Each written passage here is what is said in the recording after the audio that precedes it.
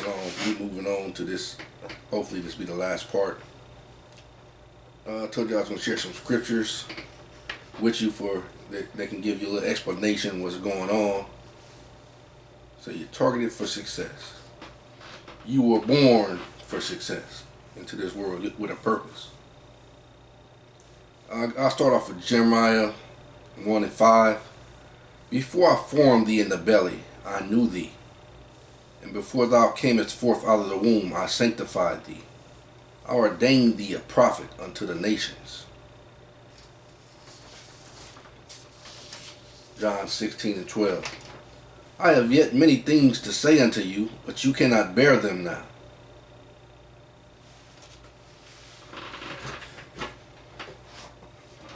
Then I'm going to the Wisdom of Solomon, chapter 2. For the ungodly said, reasoning within themselves, but not aright. They said this within themselves with their own mind, but it wasn't right. This is what they said. Our life is short and tedious, and in the death of a man there is no remedy. See, this is his own thinking. This is not the truth, though.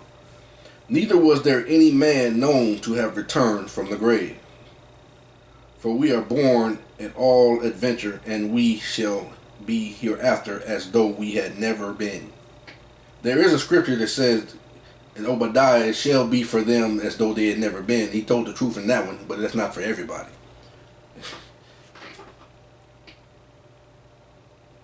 For the breath in our nostrils is as smoke, and a little spark in the moving of our heart, which being extinguished, our body shall be turned into ashes, and our spirit shall vanish as the soft air.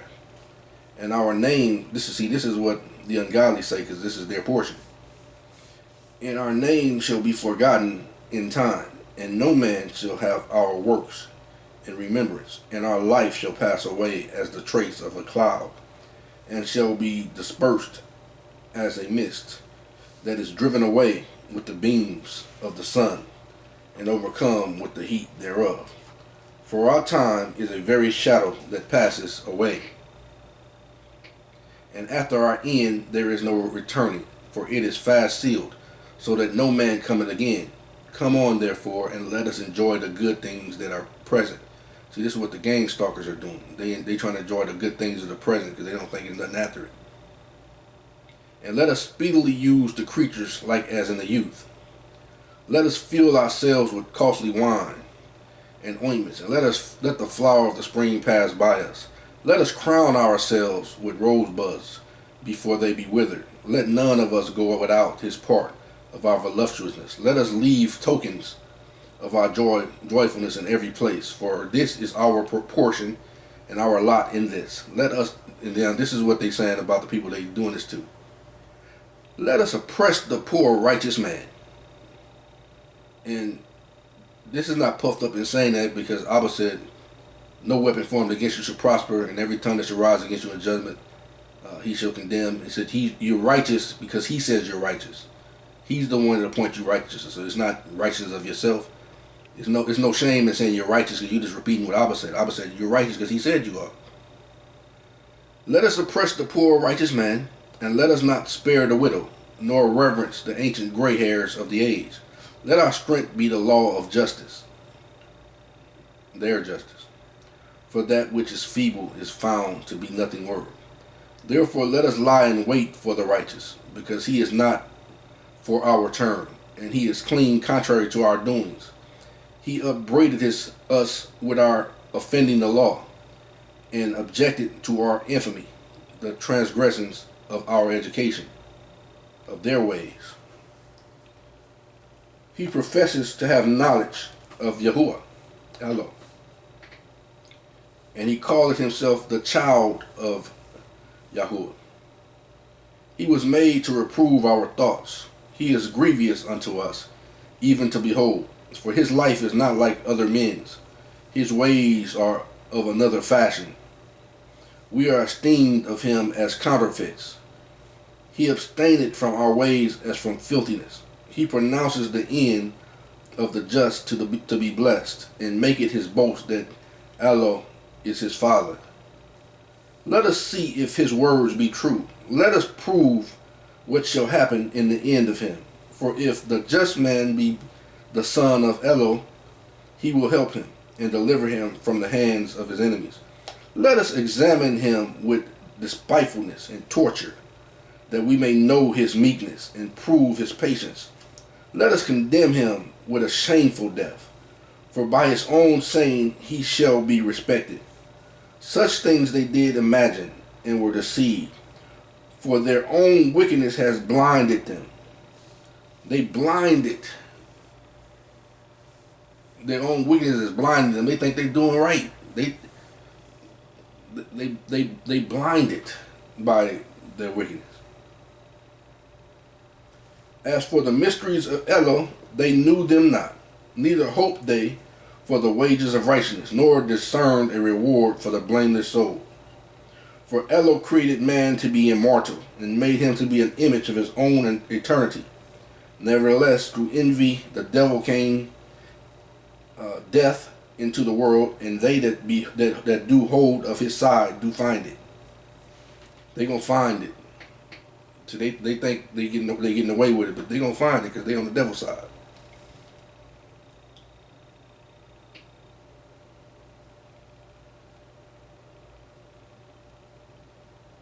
Okay, now move on to chapter 3. But the souls of the righteous are in the hand of Elo, and there shall no torment touch them. No weapon formed against you shall prosper. This is thoughts that come to my mind as I read these scriptures. In the sight of the unwise, they seemed to die.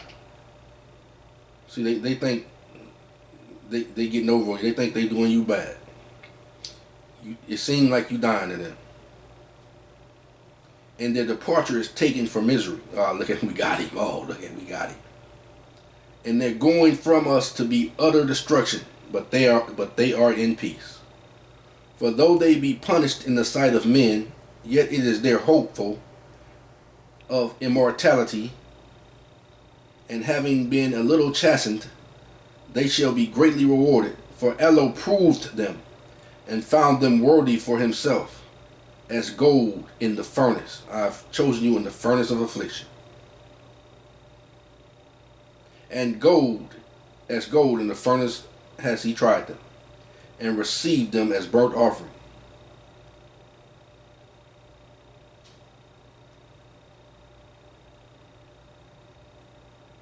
See, a living sacrifice.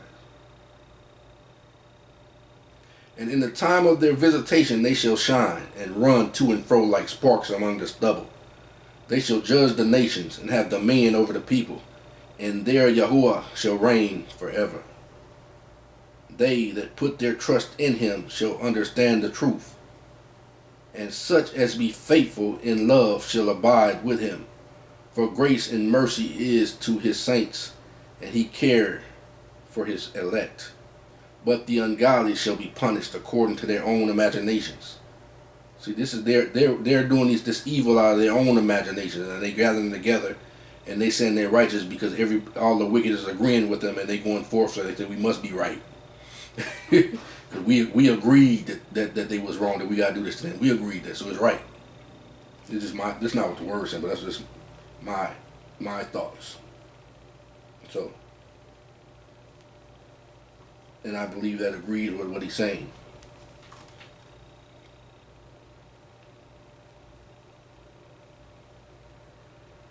But the ungodly shall be punished according to their own imaginations, which have neglected the righteous and forsaken Yahuwah. For whosoever despises wisdom and nurture, he is miserable. Their hope is in vain, their labor unfruitful, and their works unprofitable. Their wives are foolish, and their children wicked. Their offspring is cursed. Wherefore, blessed is the barren that is undefiled, which has not known the sinful bed. She shall have fruit in the visitation of souls. And blessed is the eunuch, which with his hands has wrought no iniquity, nor imagined wicked things against Yahuwah. For unto him shall be given a special gift of faith, and an inheritance in the temple of Yahuwah, more acceptable to his mind. For glorious is the fruit of good labors, and the root of wisdom shall never fail away.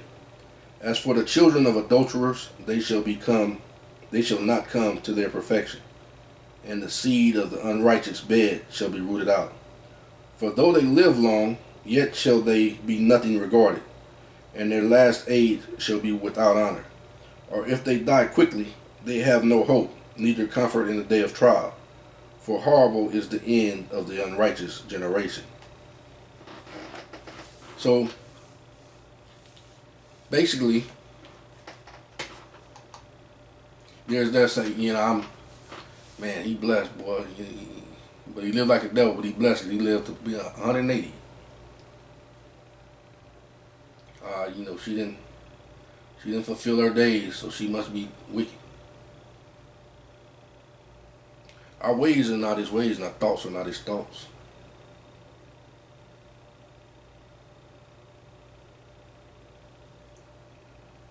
So,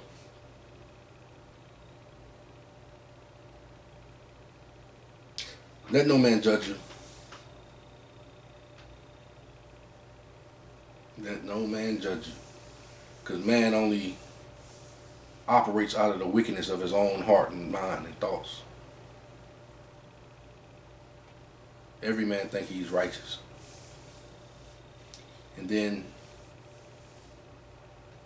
it also says we must go down there. Remember that the scripture said we must go down and confuse their language? Because when they put their mind to it, they can accomplish anything. So they got these gang stalkers going around. They don't put their mind to it that you evil and you all of this and you that. So they put their mind to it that they gonna get you. But just like when Yahuwah and Yahusha and the Malachim had to come down and put a stop to that, he gonna do it again. Because man is as Charlie Murphy used to say, you habitual line stepper. All right, then. Shalom until next time.